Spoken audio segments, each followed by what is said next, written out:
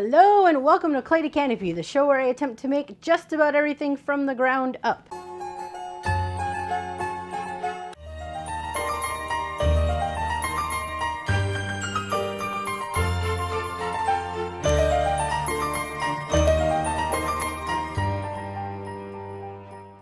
In today's episode, I am going to be taking on this man-eating wreath. I'm going to show you how to make this guy out of foam, some felt, and a little bit of fabric. And we're going to do it all for under 20 bucks, which is way cheaper than it is if you were to buy this thing at Disneyland. So here we go.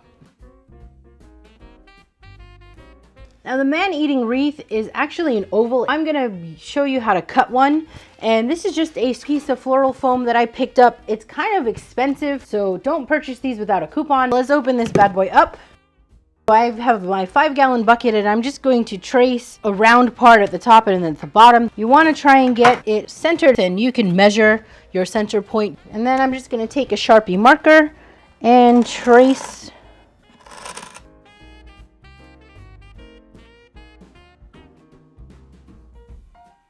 And I'm going to repeat that for the other side. I picked up one of these power carving saw from Michael's. It was $9.99 regular price. Of course, I used a coupon. I've not used one of these to carve foam, so let's give this a whirl and see what happens. I do have a bandsaw, which would make this job a lot easier. If you don't have a power carver or a bandsaw, you most certainly could just use a utility knife.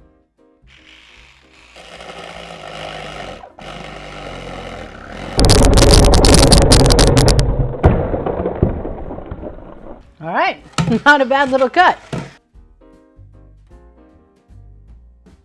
The next thing I gotta do is I gotta measure for the inside cutout, and I'm just gonna do that with a marker and a ruler. Let's go with 2.5 inches.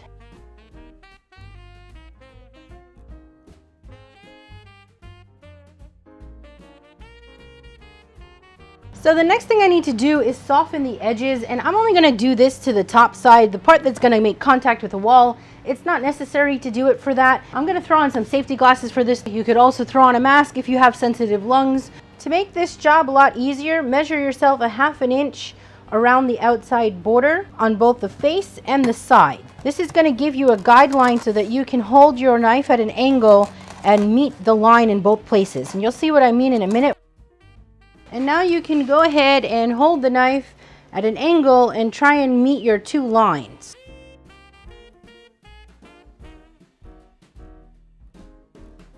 And your bevel does not have to be perfect. We're going to be covering this over with fabric and leaves.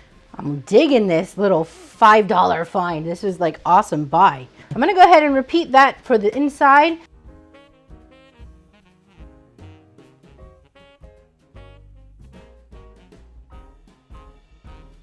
I have some green fabric I'm going to be using as my backdrop, and I'm going to be applying this with some spray 77. Straightforward process. I'm just going to spray the spray 77 on and lap the fabric over it. Probably not going to be able to do too much commentary. The gardeners are here next door and it is very loud.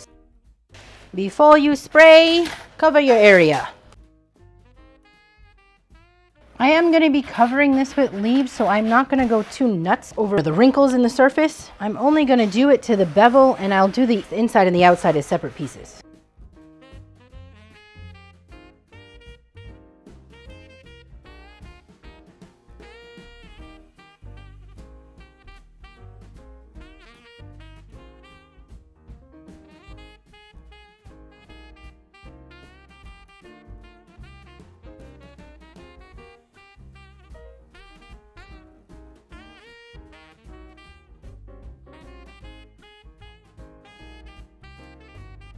Now that I have more spray adhesive stuck to myself than I do the wreath, it is time to start applying some leaves. I just picked up a roll of felt in the remnant bin, and I used my Cricut to print out some holly leaves.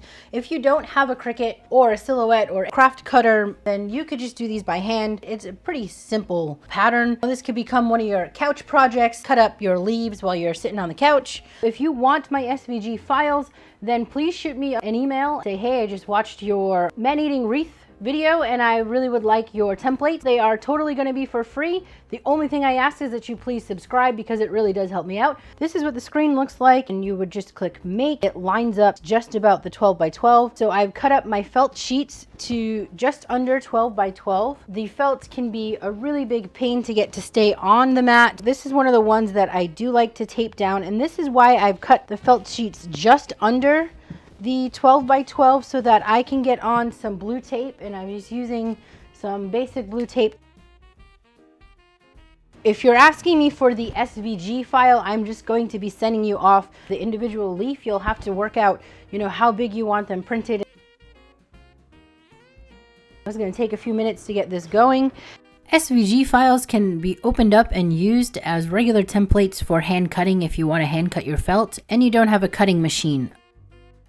Before cutting my teeth, I made sure I took measurements so that I can make any adjustments necessary. Using a 11 by 11 sheet of white felt, I printed 2 sets of teeth, one for the top and one for the bottom, and the first layer of my skeleton for the bottom bow. The skull can be adjusted to any size you choose. I just kind of eyeballed what I thought would look good at the bottom of the wreath. With my open workspace, I deleted the teeth and left the skull on so that I could adjust the black background that I was going to be printing next. Once I was happy with the way it was outlining the white, I went ahead and deleted the first layer skull so that I could cut only the black background. Of course, you could just print them out and then use them as a cutting template for hand cutting. To add interest, I am going to draw on some veining, and I'm just using a Sharpie marker, and it's very simple. I'm just going to draw a line and then add some veining. Again, this could be something you sit on the couch and do as well. And I just vary what they are for each one. It's very quick, very easy. And because I'm a glutton for punishment, I'm going to go ahead and glue these on with some super glue because I didn't have enough glue covered on myself today. But you could do this with tacky glue or you could do this with hot glue. I'm going to start this off.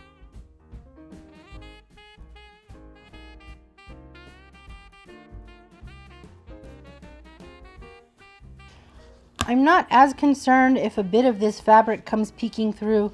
The only thing I really want to hide is anywhere that these rough edges are, so I want to make sure that I get a piece of holly on there to overlap any of the rough edges that I see. I'm not going to be applying these to the bottom. I did cover the bottom with fabric just to keep it clean. I'm just going to come to the edge and call it. As you can see, this is pretty simple process. It's just going to be a time-consuming one, and I'm going to continue to stack along this way and then, hopefully meet up here.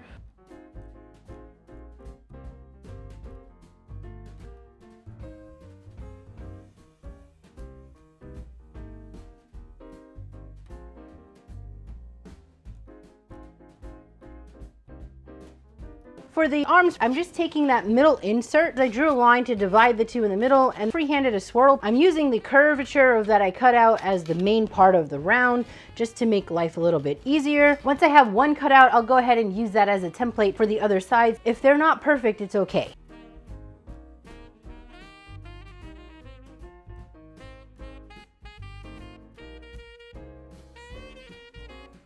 When carving the bevel for the arms, I made sure that I did them mirror image of each other so that I ended up with a right and a left.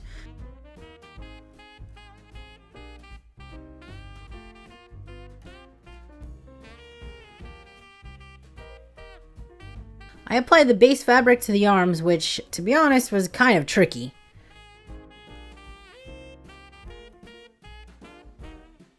And then I continued the process of adding the holly leaves.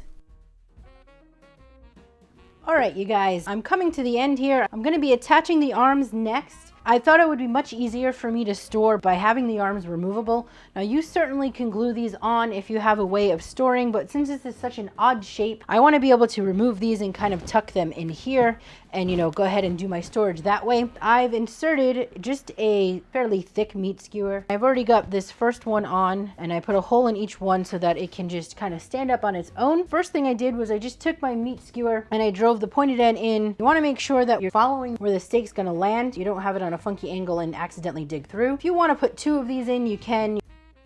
I'm going to cut about that much off. I'm just using a standard pair of scissors. And then I'm going to flip this guy around. And from there, position up against this one and this one an eyeball. And then I'm going to pull this back so I can follow it, drop it down, and insert. And that's it. If you do want to glue this on, I would recommend still putting the skewer in because it'll add some extra support. Let's put the teeth on first. So for the teeth, I'm going to be gluing that directly to the back side of this. I'm going to just go ahead and attach that.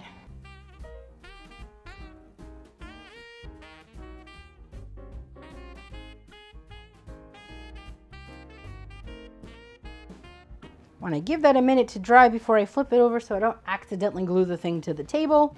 Time for the eyeballs. Now the original had a couple berry dots in the middle that function as a nose.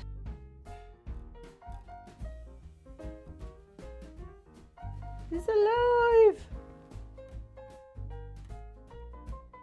Gotta get a hidden Mickey in here, right?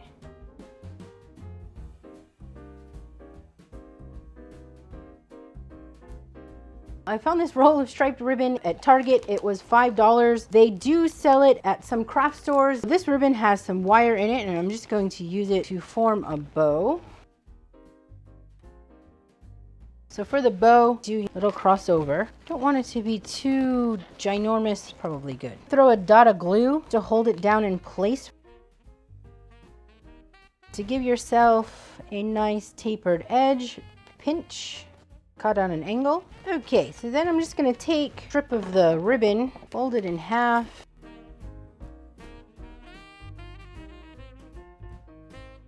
Get my skeleton glued onto there. All right, there he is. I am in love with this thing. Look at how cute it is.